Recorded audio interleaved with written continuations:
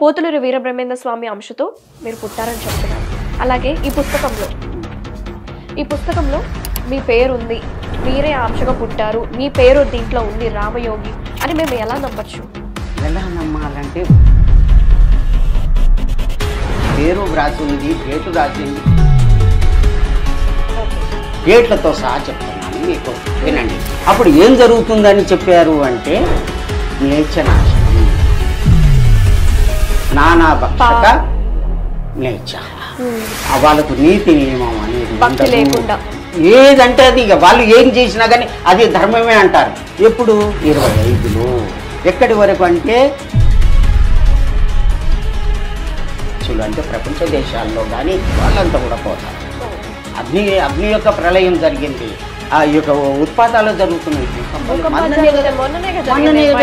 ఇదంతా ఏమిటికి అంటే పాపం ఎక్కడ ఉంటే భూకంపం అక్కడ వస్తుంది అని చెప్పి ప్రమాదాలు. అందుకని సైన్స్ ఏమని చెప్తుంది, ఈ భూమి ఇంకా 200 సంవత్సరాల్లో మనం ఖాళీ చేయాలని చెప్పి మార్స్ లో అక్కడ రీసెర్చ్ జరుగుతుంది, అలాగే మూన్ మీద కూడా రీసెర్చ్ జరుగుతుంది, చంద్రమండలం మీద కూడా. మనం ఇక్కడ నుంచి ఖాళీ చేసి అక్కడికి వెళ్ళిపోతాం, సైంటిస్ట్ పోదామని మనం ప్రయత్నం చేస్తున్నాం, సైంటిస్టులు ప్రయత్నం చేస్తున్నాం.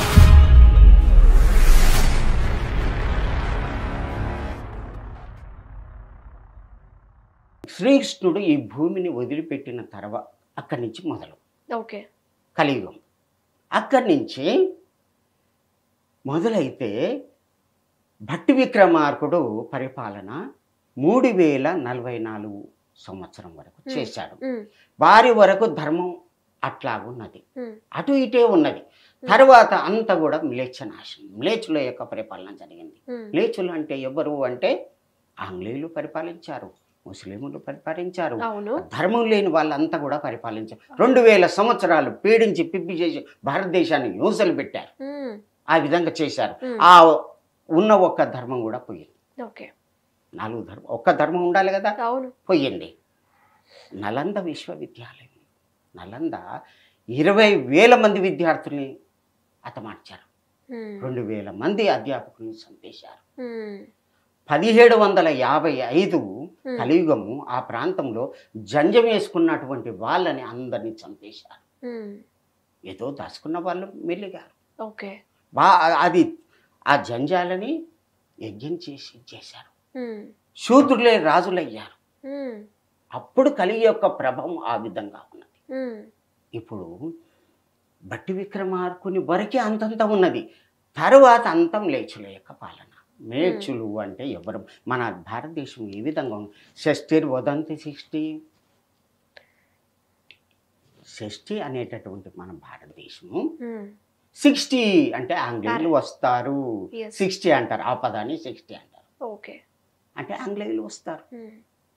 పానీయం వదంతి, పానీయము సంస్కృత పదం, వదంతి అంటారు, పానీ అంటే ముస్లిమ్స్ పాలన జరిగింది. మొత్తం ఆంగ్లేయులు ముస్లింలు ధర్మం అనేది లేకుండా అధర్మంగా పరిపాలన చేసి ఇది చేశారు. ఇప్పుడు 5000 తర్వాత నేను వస్తాను అని చెప్పారు. ఎవరు? వీరబ్రహ్మేంద్ర స్వామి. రాబోయేటటువంటి కాలం కలికి భగవానుడు రావాలి.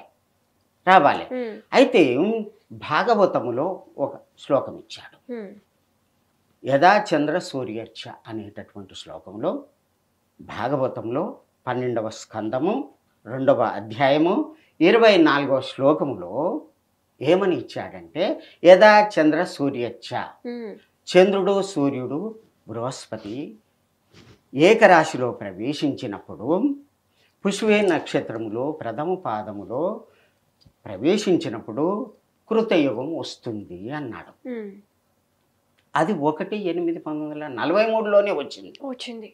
43లో వచ్చింది. అంటే దీని అర్థం ఏంది? కలియుగం పోయింది, కృతయుగం వచ్చిందని అర్థం కదా. వారు తప్పుడు రాయటానికి వీల్లేదు కదా, వారి వ్రాత ప్రకారం అది కరెక్ట్ కదా. కాబట్టి అక్కడి వరకే కలియుగం, ఘోర కలియుగం ఇది అయిపోయింది. అక్కడి వరకు అంతమయ్యింది, కలియుగం అంతమయ్యింది. మరి ఏంటి ఇంకొక 2035 సంవత్సరాలకే కలియుగం అంతమవుతుందని చెప్తున్నాను. డేట్ ఇచ్చిండు అక్కడ. ఎవరు? వేదవ్యాసులు ఇచ్చారు. 1/8/2043కు ఆ డేటు ప్రకారంగా కలియుగం అంతమవుతుంది అన్నాడు. అక్కడ 4,32,000 సంవత్సరాలు అన్నాడు, అవును. ఇక్కడ 5,000కే ఎండిచ్చాడు. అంటే అర్థమైంది అంటే అంతర్యుగం వచ్చింది, ధర్మం నిలపటానికి ధర్మయుగం వస్తుంది అని చెప్పాడు. కలియుగమే ధర్మయుగం వస్తుంది. దాన్ని పరిపాలించడానికి కలిగి భగవానుడు వస్తాడు, వచ్చాడు. భూదేవి, దేవేంద్రుడు, మునులు అందరూ కూడా 1891 కరనామ సంవత్సరములో వైకుంఠం పోవడం జరిగింది అని చెప్పి గోవింద వాక్యాల్లో రాయడం జరిగింది. గోవింద వాక్యాల్లో రాయడం జరిగింది. అయితే అక్కడికి పోయిన తర్వాత స్వామి భూమి మీద అసలుకి ధర్మం అనేది లేదు, ఒక్క పాలు కూడా లేదు, నేను ఉండలేను స్వామి అని చెప్పి మొరపెట్టుకుంటే అప్పుడు వారు వారి అంశతోటి పంపడం జరిగింది. మహాత్ములు, ముగ్గురు మహాత్ములు పంపడం జరిగింది. ఎవరు? వీరధర్మజులు, రామధర్మజులు, వీరగురుడు, వీరయోగి అని అంటారు. వారితో పాటు ఇంకా నలుగురిని పంపడం జరిగింది. వాళ్ళ తిదివార నక్షత్రాలు, ఉద్భవ స్థితులు అన్ని కూడా దీంట్లో ఉన్నాయి. ఓకే. అయితే మీ గురించి రాశారు కదా వీరబ్రహ్మేంద్ర గారు. అయితే గురుగారు మీ గురించి ఆయన అంశంతో పుట్టారని చెప్పేసి బుక్ లో రాశారు 6వ అధ్యాయంలో. మరి మీరు పుట్టడానికి కారణం ఏంటి? ముఖ్యంగా దీంట్లో 6వ అధ్యాయంలో ఏమని చెప్పారంటే సర్వశ్రుతి విరాజమాన, నా అన్ని వేదాలలో ఉన్నటువంటి సారాన్ని తెలిసినటువంటి వారు, ఈ అన్ని వేదాలకు 4 వేదాలకు కూడా ప్రణవేదానికి కూడా ఆధారమైనటువంటి పూర్తి కాలజ్ఞానమే ఇది. దీన్ని సాంద్ర సింధు వేదము అంటారు. దీన్ని ఆ 4 వేదాలు చదవచ్చు, కానీ దీన్ని చదివితే అర్థం కాదు. ఇది పాపపు కంట పడగుండుగాక, నా అంశతో పుట్టినటువంటి నా కుమారుడే దీన్ని చెప్పగలుగుతాడు, చదవగలుగుతాడు, వ్రాయగలుగుతాడు. ఆ జనులకు అందరికి కూడా రాబోయేటటువంటి కాలగతుడు చెప్తాడు. అతనే మునుగోటి అగ్రహారంలో రామనగరమందు ఊకొండి రాయంలో రామయోగి అయ్యవారు పుట్టి పెరుగుతున్నారు అని వ్యక్తం చేశారు. ఇది నేను యథాతథంగా ఎవ్వరు చేయబెట్టనటువంటి విషయాలన్నీ కూడా నేను చెప్తున్నాను. 30 సంవత్సరాల నుంచా? 86లో నా చేతికి వచ్చింది, ఎవరు నాకు ఇవ్వలేదు, నాకు భగవంతుడే పంపించాడు. ఎలా వచ్చింది? అది వింతగా పోస్టులో వచ్చింది. మీ ఇంటికి? మా ఇంటికి వచ్చింది అన్నమాట. అయితే వచ్చిన తర్వాత స్వామి అడ్రస్ ఏం లేదా? ఉన్నది. అయితే స్వామి నా గురించి ఏమున్నది స్వామి అని చెప్పి ఇట్లా కన్ను మూసుకొని తీసి ఇట్లా ఏలు పెట్టాను. కన్ను మూసుకున్నాను, తీశాను. నిన్ను చూడు, నీ ముఖం చూడు, నువ్వు అడిగేది చూడు, నువ్వు ఏమడిగినా అడుగుతున్నావని ఈ మాటలు ఉన్నాయి. అంటే ఏమనుకోవాలి? నీవు సర్వజ్ఞుడవు, నేను అనంతుడను. సర్వజ్ఞుడు అంటే మామూలు విషయం కాదు, అది అన్నీ తెలిసినటువంటి వాళ్ళని సర్వజ్ఞుడు అంటారు. నేను అనంతుడను, ఈ విధంగా రాయాలి. నువ్వు ధర్మాత్ముడు, నేను ఈ విధంగా అనంతుడిని నేను అని చెప్పి వ్రాసి ఉంది. మనిద్దరము కూడా భగవంతుడు చెప్తున్నాడు, ఈ కాలజ్ఞానం ప్రతి ఊరికి తీసుకొని పోయి కాలజ్ఞాన ప్రతిని పూజించి ఊర కూడా ప్రచారం చేస్తూ భక్తులకు జ్ఞానం కలిగించండి. ఇప్పటి వరకు మీరు ఎన్ని ఊళ్ళు తిరిగారు? ఎంతో కర్ణాటక, ఆంధ్ర ఇవన్నీ కూడా 30 ఏళ్ళ సంది ప్రచారం చేస్తున్నాను, కాలజ్ఞానం ప్రచారం చేస్తున్నాను. ఓకే. అయితే గురుగారు మనం చూసుకుంటే మన ప్రకృతిలో ఈ భూకంపాలు, సునామీలు, అలాగే ఆడపిల్లల మీద అత్యాచారాలు ఇవన్నీ ఎక్కువైపోతున్నాయి. మరి దీనికి బ్రహ్మంగారు ఏం చెప్పారు? ఇది మనం అరికట్టలేము. ఇది భగవంతుని ఇష్ట ప్రకారంగా జరుగుతుంది. ఎందుకు అంటే మనకు కలియుగం అంతపోయింది కదా, ఆ కలి యొక్క ప్రభావం ఏమున్నదంటే బంగారం మీద అతని యొక్క ఇది ఉంటుంది. బంగారం ఎవరు వేసుకుంటే వాళ్ళ మీద మైండ్ని ఇది చేస్తాడు, డైవర్ట్ చేస్తాడు అన్నమాట. అంటే ఏ విధంగా గురుగారు? ఇప్పుడు అతను ప్రవేశించేటటువంటి ఉండేటటువంటి స్థానాలు అవి అన్నమాట. బంగారము, జూదము, తాగడము, వ్యభిచారము, ఇవన్నీ కూడా 6 ఉన్నాయి. ఈ 6 క్రియలు అతను అతను ఉండి దాంట్లో ఆ పనులు చేస్తూ ఉంటాడు అన్నమాట. అది కలి యొక్క ప్రభావం వల్ల. ఆ విధంగా అతను మానవుల్ని పీడిస్తూ ఉంటాడు. అది దూరం కావాలంటే యజ్ఞం చేయాలి, యోగం చేయాలి, ధ్యానం చేయాలి. ధ్యానం చేసినటువంటి వాళ్ళ తెరువు రాడు. ఓకే. అయితే స్వామి చూడండి, ఇది 2025. ఈ సంవత్సరం ఎలా ఉండబోతుంది? మనం ఆల్రెడీ ఏప్రిల్ సగం దాకా వచ్చేసాము. ఇప్పుడు రాబోయే మే నుంచి డిసెంబర్ వరకు ఎలా ఉండబోతుంది? అయితే కలియుగము 5000 వరకు లెక్క ఇచ్చాడు. అవును. తర్వాత కలియుగ భగవాన్ యొక్క ఉద్భవము ఈ విధంగాని చెప్పుకోవడం జరిగింది.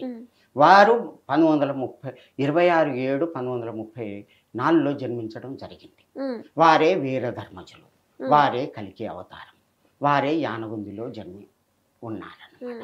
వారు ఎప్పుడు జన్మసేవ్యం భక్తిప్రదం ప్రదోష తీర్థం ప్రయాగమాదము ఆనగుంది. ఆ ఆనగుంది ఎటువంటిది అంటే జన్మను తరింపజేసేటటువంటిది, భక్తిప్రదమైనటువంటిది, ముక్తినిచ్చేటటువంటిది. అటువంటి యానగుందిలో వీరధర్మజులు అనేది ఉంటారు. ఓకే. వారి యొక్క ఆశ్రమం పేరు సూర్యనంది అని వ్రాశారు. వారే కలికి అవతారము అని వ్రాశారు. సూర్యనంది మనకు ఇక్కడ కొడంగల్ తర్వాత యానగుంది వస్తుంది. కర్ణాటక తెలంగాణ బార్డర్లో ఉంటుంది. అక్కడ వారు అన్నం లేదు, నీరు లేదు, నిద్ర లేదు, ఎప్పుడు ధ్యానం చేస్తుంటారు. ఎక్కడంటే అక్కడ ప్రకాశం అవుతారు. అటువంటి శక్తితోటి వస్తారు. వీర బ్రహ్మేంద్ర స్వామి వ్రాసినటువంటి వ్రాతలన్నీ కూడా అమ్మగారి గురించే వ్రాశాడు. వీర బ్రహ్మేంద్ర స్వామి ఎటువంటి వారు? చనిపోయినటువంటి వాళ్ళని బ్రతికించాడు. పొలేరి రా అంటే గ్రామదేవత వచ్చి నిప్పు పట్టుకొని వచ్చింది. వారి యొక్క మహిమ చేత అందరిని కూడా కుల మత భేదాలు లేకుండా చాపకూడు పెట్టి అందరికి భోజనం చేశాడు. అందరూ భగవంతుని రూపం అని అన్నారు. కులమత భేదాలు లేదే అన్నాడు. కక్కడ ఏం చేశాడంటే, నీ యొక్క శరీరంలో ఈ విధంగా ఉంటాయి, చక్రాలలో దేవతలు ఉంటారు అంటే చూస్తా అని చెప్పి కత్తితో నాకుతాడు. అయ్యో ఏడుస్తూ ఉంటే అప్పుడు ఆ అమ్మని బతికిస్తాడు. ఎంత శక్తి ఉంటే బతికియాలి. మనం పిలిస్తే వస్తుందా గ్రామదేవత పోలేరమ్మ? రాదు కదా.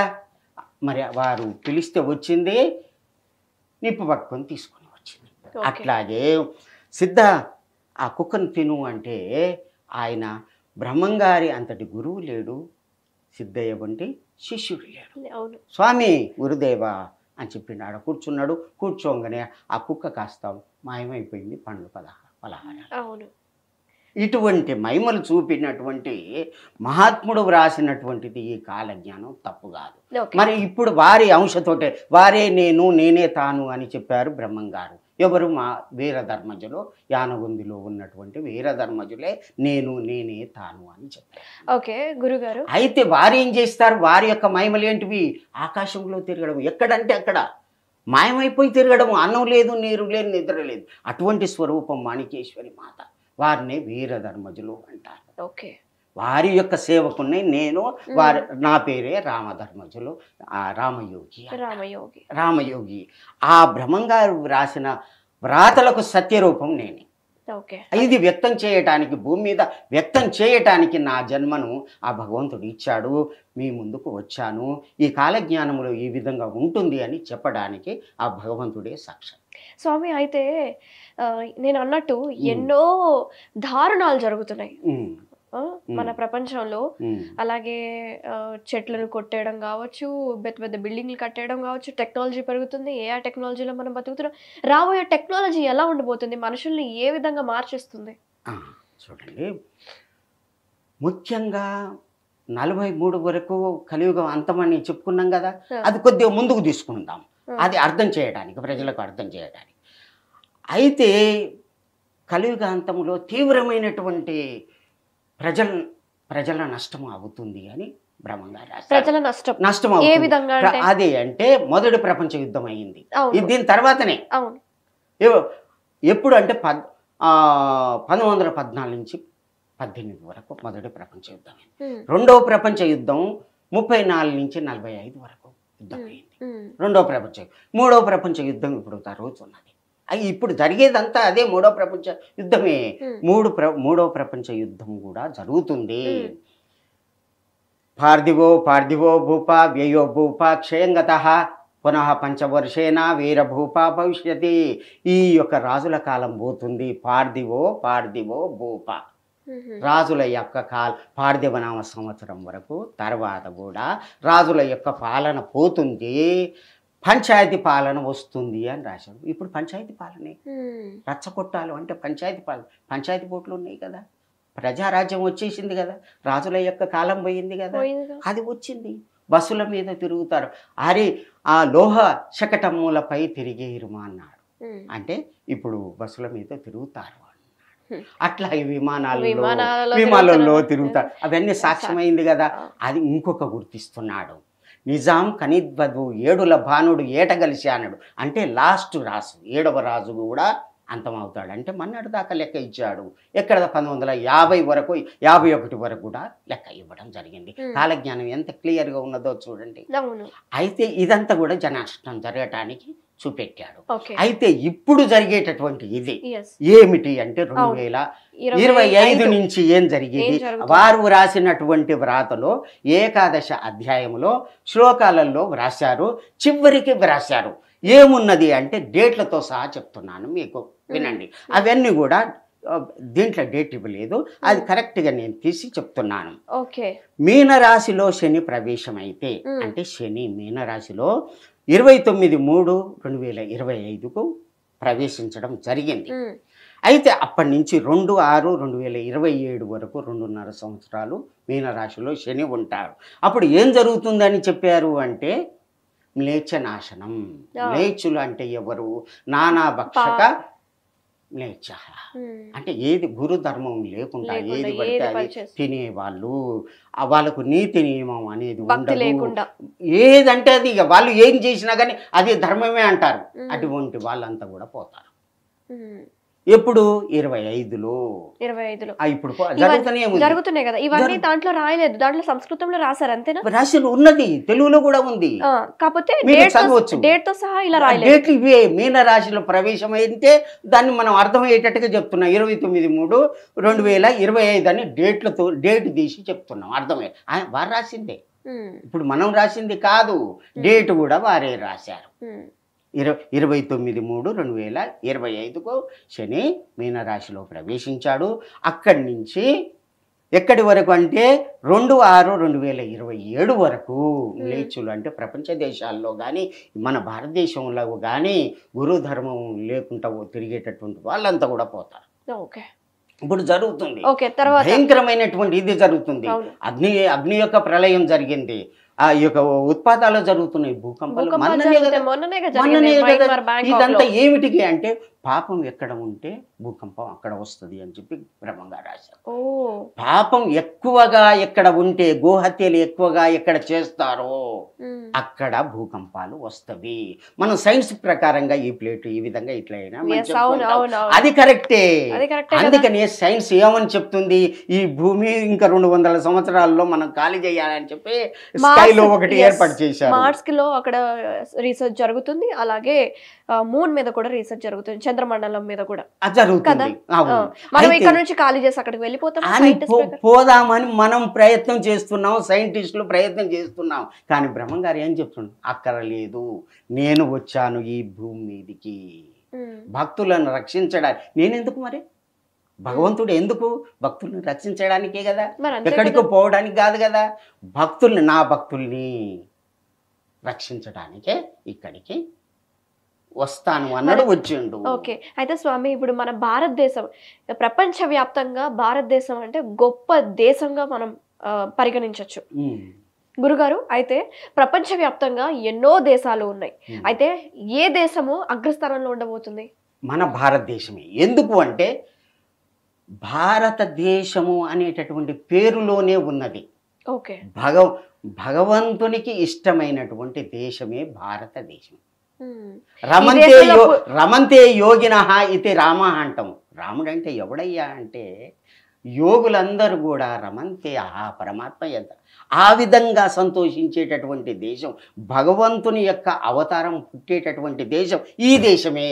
ఇంత మంచి దేశంలో ఈ దేశంలో సంస్కృతం ఉన్నటువంటి సంస్కృత భాష ఉంటుంది. ఈ దేశంలో మనం పుట్టినందుకు హిందూ ధర్మాన్ని మనం పాటిస్తూ అలాగే సనాతన ధర్మాన్ని కాపాడుతూ ఉన్న మన దేశంలో మరి ఇన్ని ఘోరాలు, ఇన్ని హత్యలు, ఇన్ని దారుణాలు ఎందుకు జరుగుతున్నాయి? కలి ప్రభావం. వాడు చేసేదంతా పాపం పనులు కదా. వాడు బంగారం అందరు వేసుకుంటారు కదా, వాళ్ళ యొక్క మైండ్ భ్రమణం చేస్తాడు. ఇప్పుడు తాగుతుంటారు, అందరు తాగుతుంటారు, వాళ్ళ యొక్క మైండ్ని ఇది చేస్తారు. వాళ్ళు ఏం చేస్తారో వాళ్ళకే తెలియదు. ఆ తప్పుడు పనులు కూడా వాళ్ళందరూ చేస్తుంటారు. దానివల్ల నష్టమైపోతున్నారు. పేకాట ఆడతారు, నష్టమైపోతున్నారు. అమ్మాయిలు ఈ విధంగా జరుగుతుంది, నష్టమైపోతున్నారు. ఇది కలి ఉండి వాళ్ళతోటి చేయిస్తుండు. వాడిని చంపటానికే వచ్చిండు కల్కి భగవాన్. ఓకే, ఇప్పుడు 2026 సంవత్సరం తర్వాత మన పరిస్థితులు ఎలా ఉండబోతుంది? ఎలా ఉంటుంది అది సీరియల్ అయి చెప్తున్నాను. అప్పుడు మ్లేచ్ఛ నాశనం. మ్లేచ్ఛులు అంటే ఇదంతా ఇదే, పాపం చేసే వాళ్ళు వీళ్ళంతా పోతారు. ఎప్పుడు అంటే 2027 మధ్యలో ఈ విధంగా పోతారు. తర్వాత మేషరాశికి శని వస్తున్నాడు. ఎప్పుడు అంటే 3/6/2027 వస్తున్నాడు. వచ్చి 7/8/2029 వరకు ఉంటున్నాడు. మన భారతదేశంలో మంచిగా ఉంటుంది. ఎప్పుడు 3/6/2027. అక్కడి నుండి 7/8/2029 వరకు కించిత్తు సౌఖ్యం అన్నాడు సంస్కృతంలో. కొద్దిగా మంచి జరుగుద్ది. జన నష్టం అవుతుంది కదా, చావులు బతుకులు అవుతున్నాయి కదా, జరుగుతాయి, యాక్సిడెంట్లు అవుతున్నాయి కదా, భూకంపాలు వస్తున్నాయి కదా, జల ప్రళయాలు వస్తున్నాయి కదా, తుఫాన్లు వస్తున్నాయి కదా, భూమి దద్దరిల్లి ఈ విధంగా అవుతుంది కదా, అది కొద్ది తగ్గుద్ది మన భారతదేశంలో. అంతటా మాత్రం భయంకరంగా ఇది ఉంటుంది, భయంకరంగా ఉంటుంది. తర్వాత వరుసగా చెప్తున్నాను. తర్వాత వృషభ రాశికి శని ప్రవేశిస్తున్నాడు. ఎప్పుడు అంటే 8/8/2029 ప్రవేశించి 30/5/2032 వరకు ఉంటున్నాడు. అప్పుడు ఏం జరుగుతుంది అంటే యుద్ధం జరగటానికి ఆస్కారం ఉన్నది. అంటే మూడో ప్రపంచ యుద్ధమా? యుద్ధం అంతే. మన భారతదేశం కూడా పాల్గొనేటటువంటి అవకాశం ఉంది. ప్రపంచ దేశాలు ఇప్పుడు కొట్టుకుంటూనే ఉన్నాయి, బాంబులు వేసుకుంటున్నారు, భయంకరమైనటువంటి చావులు చేస్తున్నారు. రోజు రోజుకు లక్షల మంది ఎగిరిపోతున్నారు. ఇప్పుడు ఎక్కడ చూసినా కానీ చావుల యొక్క వార్తలు. చచ్చే వాళ్లకు ఏడ్చే వాళ్ళే దిక్కు ఉండరు అన్నారు. ఎవరున్నారు? ఎట్లా అంటే 1977లో ఉప్పెన వచ్చింది, దివికి తాలూకా మొత్తం కూడా పోయింది, రాత్రి లేకపోయింది. అటువంటి ప్రమాదం మనకు ఉన్నది, ఇంకా ఉన్నది. సముద్రం పైకి వచ్చేటటువంటి స్థితి ఉన్నది. ఆకాశం నుంచి ఒక ఉల్క పడుతుంది, ఆ సముద్రంలో పడుతుంది, పడ్డప్పుడు సముద్రం పైకి వస్తుంది. అటువంటి జన నష్టం కూడా జరుగుద్ది. అయినా సరే అంతం అనేది ఉంటుంది.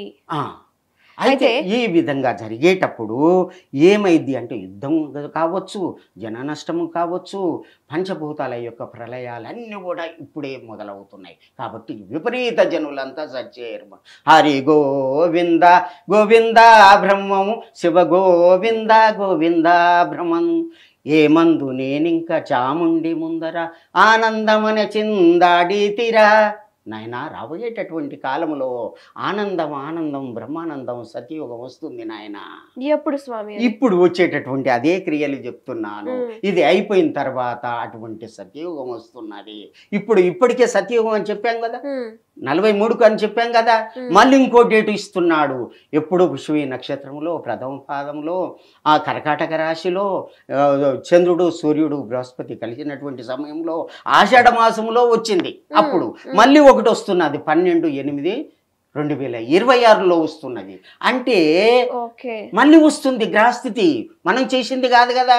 అంటే సత్యయుగం, ఈ కలియుగం పోయింది, సత్యయుగం వచ్చింది. అంటే ఆ టైంలో ఈ జన నష్టాలు జరుగుతాయి. దీన్నే ఖండ ప్రళయం అంటారు. ఈ ప్రళయంలో ఏమైనా జరగవచ్చు, ఏదైనా జరగవచ్చు. దాన్ని ఆపటానికి ఎవరు? శ్రీకృష్ణుడు ఆపలేదు. వాళ్ళ యొక్క సొంతం భార్యల యొక్క సంతానాన్ని కొడుకులు కొట్టుకొని చస్తుంటే ఆయనే ఆపలేదు. వాళ్ళ ప్రాప్తవ్యమర్థం లభతే మనుష్య దేవోపి లింగైతం న సక్త తస్మన్న యోస్మి యదస్మదీయం నహి తత్పరేషం. కాబట్టి దాంట్లో ఎటువంటి సంశయం లేదు, భగవంతుడు ఆపడు. ఆ విధంగా జరుగుద్ది, జరిగి తీరుతుంది అని చెప్పి బ్రహ్మంగారు చెప్తున్నారు. చెప్పలేదంటనకపోయేరు నరులార గురుని చెరిమొక్కిత బ్రతకని ఇచ్చారు. నాయనలారా, నేను చెప్పలేదని అనగండి అని బ్రహ్మంగారు చెప్తున్నాడు. గురువుని ప్రార్థన చెయ్యండి, అటువంటి వాళ్ళే బ్రతుకుతారు. రామ రామ అనని వారు రాలిపోదురు తెలుసుకోండి. అటువంటి వాళ్ళంతా కూడా పోతారు. గుప్పు గుప్పు అనేటటువంటి శబ్దాలు వస్తాయి, ఆకాశం నుంచి శబ్దాలు వస్తాయి, ఆకాశం ఎర్రనవుతుంది, 6 మతాలు ఒక్కటవుతాయి, ఏలును బ్రహ్మాండమంతయు ఏకచక్ర దాటిగా వీర భోగ వసంతరాయలు కలిగి భగవానుడు ఏలుకుంటాడు అని చెప్పడం జరిగింది. అది టైం వచ్చేసింది, అది జరుగుతుందన్నమాట. మిథున రాశికి భూభారం అంతా కూడా నాశనము. ఎప్పుడు అంటే 31/5/2032 నుంచి 11/7/2034 మధ్యన భూభారం అంటే ఇప్పుడు పాపాత్ములంతా కూడా పోతారు, అందరూ కూడా ధర్మాత్ములే మెరుగుతారు. ఎప్పుడు స్వామి అది? 31/5/2032 నుండి 11/7/2034 మధ్యన. వస్తారా? నేను చూడొచ్చా? చూడొచ్చు, మీరు పుస్తకం కూడా చూడొచ్చు. ఓకే ఓకే 8/8/2029 నుంచి 5/35/2032 వరకు. ఓకే, ఈ టైంలో అంతా మంచిగా జరుగుతుందంటారు, అంతేనా? అక్కడ ఇచ్చారు, చెప్పారు, ఒకసారి చూడండి. భూభారం అంతా కూడా నాశనము. మిథున రాశికి శని ప్రవేశిస్తే 31/5/2032 నుండి 11/7/2034 మధ్యన మొత్తం పోతారు. దాని కిందది మొత్తం పోతారు. మొత్తం అంటే ఎవరు? అసలుకి ధర్మం తెలవనటువంటి వాళ్ళు, కుటిల మానవులంతా కూడా పోతారు. గురువు అంటే తెలియని వాళ్ళు, దైవం అంటే తెలియని వాళ్ళు అందరు కూడా పోతారు. ఎవరు మిలుగుతారు? భక్తులు ఒత్తి అయి నిలిచిన వాళ్ళే మిలుగుతారు. భక్తులు ఒత్తి అయి నిలిచిన వాళ్ళే మిలుగుతారు. పొట్టుపోయి గట్టి నిలుస్తుంది. ఇదంతా పాపాత్ములంతా కూడా పోతారు. పోయిన తర్వాత ధర్మకాలం వస్తుంది. అటువంటి ప్రళయం రాబోతుంది, జరగబోతుంది. ఇప్పుడు నడుస్తున్నది. మన భారతదేశంలో సుఖంగా ఉన్నామంటే అర్థమైంది, కృష్ణా గోదావరి మధ్య ఈ భాగంలో మంచిగా ఉంటారు. హైదరాబాద్ చాలా బాగుంటది, మంచి ప్లేస్ లో ఉన్నాం మనం. ఉత్తరప్రదేశ్ అంతా కూడా భూకంపాలతోటి నాశనం అయిపోతాది. ఉత్తరప్రదేశ్ లో ఉన్నటువంటి వాళ్ళంతా కూడా దక్షిణాదికి వస్తారు. ఆంధ్రప్రదేశ్, తెలంగాణ ఎలా ఉండబోతుంది? చాలా చక్కగా ఉంటుంది. గత నెక్స్ట్ వచ్చే 10, 20, 30 సంవత్సరాల తర్వాత కూడా భగవంతుడు ఈ ప్రాంతంలోనే పుట్టాడు, ఇక్కడనే పరిపాలన జరుగుతుంది. కానీ పాపాత్ములు పోతారు, పుణ్యాత్ములు ఉంటారు. అంతట తెలంగాణలో అని రాశాడు. ఇప్పుడు 416 సంవత్సరాల క్రితం చెప్పినటువంటి ఇది ఇప్పుడు తెలంగాణ అని మొన్న వచ్చింది కదా, తెలంగాణ అని రాశాడు. కర్ణాటక అని ఎప్పుడో అది మొన్న భాష ప్రయుక్త రాష్ట్రాలు ఏర్పడినప్పుడు కర్ణాటక అని పేరు వచ్చింది కదా. 400 సంవత్సరాల క్రితం ఏడ ఉంది? ఆ పేరు కూడా లేదు. ఇప్పుడు పేరు ఇచ్చాడు. నైజాం 7వ కనిద్వదు 7ల బాణుడు ఏట కలిసి అన్నాడు. నైజాం రాజు అని కూడా చెప్పాడు కదా, 7వ రాజు అని కూడా చెప్పాడు కదా. అట్లాగే బస్సులు అని కూడా చెప్పాడు కదా. అట్లాగే ప్రజారాజ్యం వస్తుందని చెప్పాడు కదా. పంచాయతీ కొట్టములలో కొట్లాడుకుంటారని చెప్పాడు కదా. ఇప్పుడు పంచాయతీ రాజ్యమే కదా. ఇదంతా పోతుంది. పోయిన తర్వాత భగవంతుని యొక్క పాలన వస్తుంది. ఇది అన్నమాట. ఈ పంచాయతీ రాజ్యం పోతుంది. ఇదంతా కూడా మంత్రులే పెద్దగా అవుతున్నారు. అప్పుడు అందరూ ప్రజలందరూ ధ్యానంలోనే ఉంటారా? యోగము, ధ్యానం ఉంటారు. సత్యయోగం అంటేనే 4 పాదాల ధర్మం. 4 పాదాలు ధర్మం. ఆ ధర్మం అంటే ఏంది? మరి ఇంత టెక్నాలజీ పెరుగుతుంది కదా స్వామి, ఇదంతా పోతుంది. ఉండదా? ఇదంతా ఉండదు. గ్రహస్థితి మారిపోతుంది. అప్పుడు సూర్య చంద్రులకు కూడా అసలుకి రావుకేతుల యొక్క బాధ ఉండదట. అప్పుడు ఈ నెట్వర్క్ ఉండదు, ఏముండదు, ఏది ఉండదు. అంటే ఓన్లీ సత్యము ధర్మంగా ఉన్న మనుషులే ఉంటారా? సత్యము ధర్మం ఉన్నటువంటి మనుషులే ఈ కృతయుగానికి వడబోసి ఉంచడం జరుగుతుంది. దాని తర్వాత సత్యయుగమే అందరు కూడా ధర్మాత్ములే. యోగము, ధ్యానము ఇది అంతే. మంచి రోజులు ఎప్పుడు వస్తాయి? మీరు మా ప్రజలకి